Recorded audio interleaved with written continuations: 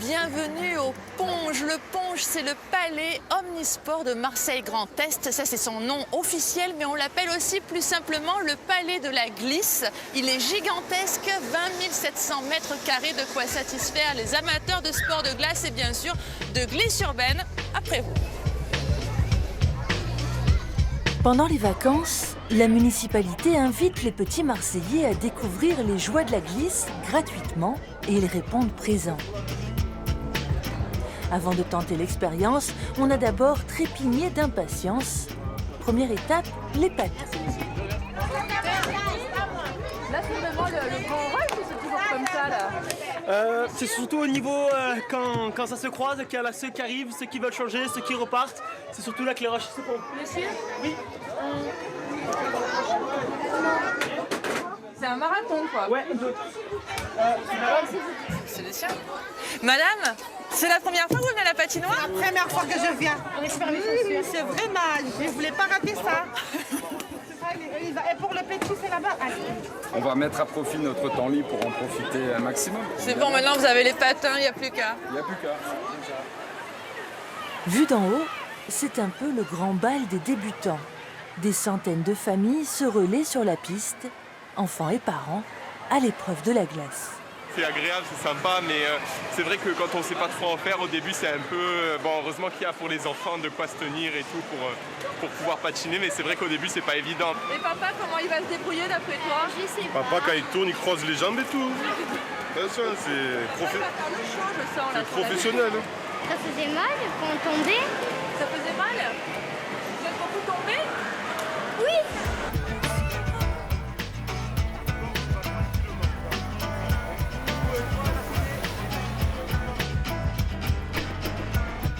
Certains soirs, la patinoire se transforme en arène pour gladiateurs, des gladiateurs de la glace, et j'exagère à peine. Ce sont les Spartiates de Marseille, les hockeyeurs de la cité phocéenne. Nous les avons suivis à l'entraînement. Les Spartiates ont 10 ans. Une petite décennie pour passer de la division 3 au sommet de la D1. Champion de France en 2021, les hockeyeurs ont attiré en tribune jusqu'à 5504 spectateurs. C'est le record d'affluence d'un match de hockey dans tout l'Hexagone. C'est un gros boost pour les joueurs, c'est vachement encourageant. Que ça soit à domicile ou à l'extérieur, dès qu'il y a du monde dans la patinoire, c'est entraînant. On pourrait croire qu'il n'y a que le foot à Marseille, mais franchement, on découvre qu'ils sont quand même vachement curieux. Ils s'intéressent, ils ne sont pas juste là en spectateurs, ils sont vraiment supporters. Un sport de vitesse et de contact pour lequel les Marseillais sont donc prêts à s'embraser. On a cet ADN du hockey qui plaît aux Marseillais. Il y a toute une atmosphère et toute une expérience. Ce n'est pas 60 minutes de hockey, c'est vraiment un spectacle global. Et donc même si on n'est pas spécialiste, qu'on soit enfant, adulte, plus ou moins vieux, femme, homme, on aime ce sport parce qu'il est spectaculaire. Les Spartiates se donnent 3 ans pour accéder à la Ligue Magnus.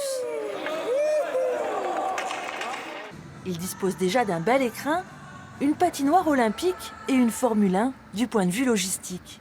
Nous nous sommes glissés dans les gaines techniques.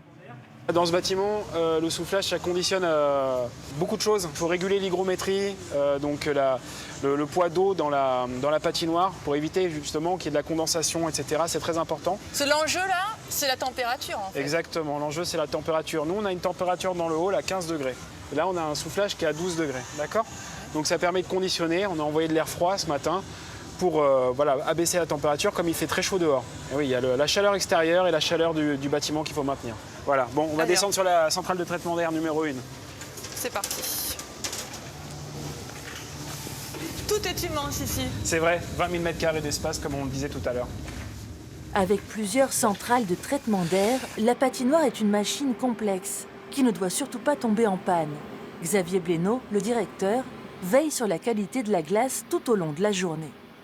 Sur la patinoire sportive, regardez comment s'effectue un surfaçage. D'accord. Est-ce que ça t'intéresse? Bien sûr. C'est pour pas qu'il y ait un seul accro? Exactement. On va glisser là. Voilà. Rémi et sa surfaceuse électrique interviennent entre 8 à 10 fois par jour. Il y a une lame qui est en dessous pour refaire entièrement la glace de A à Z. C'est 1800 m². Donc il rajoute de l'eau? Tout à fait. Et en même temps, avec la lame, il lisse? Tout à fait. Comment l'eau liquide se transforme-t-elle en glace du coup? Réaction chimique, hein. Ça vient frapper. L'eau, elle est à 22-25 degrés. Elle vient frapper la glace qui est à moins 10 degrés. Résultat, un état solide. On regarde? Allez. Alors là, ça accroche encore. Voilà. Et là, j'y vais plus. Voilà. Ah, il faut faire attention. Voilà. On essaye de retraiter au maximum pour éviter le gaspillage de l'eau.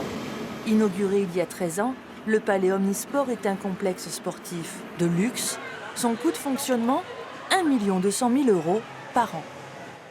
On s'est déjà posé la question d'aménager ce site avec du photovoltaïque pour pouvoir avoir de l'énergie renouvelable. Il a eu un coût à sa création aussi très important, à hauteur de 49 millions d'euros.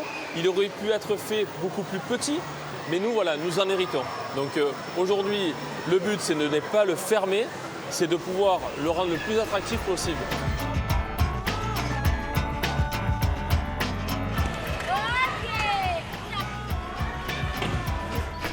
Après le côté glace, voici le côté glisse. Nous sommes dans les étages du palais au skatepark. Alors comme son nom l'indique, c'est un lieu consacré aux amateurs de skateboard, mais pas seulement. Regardez les trottinettes, les BMX, il y en aurait des choses à raconter. On reviendra.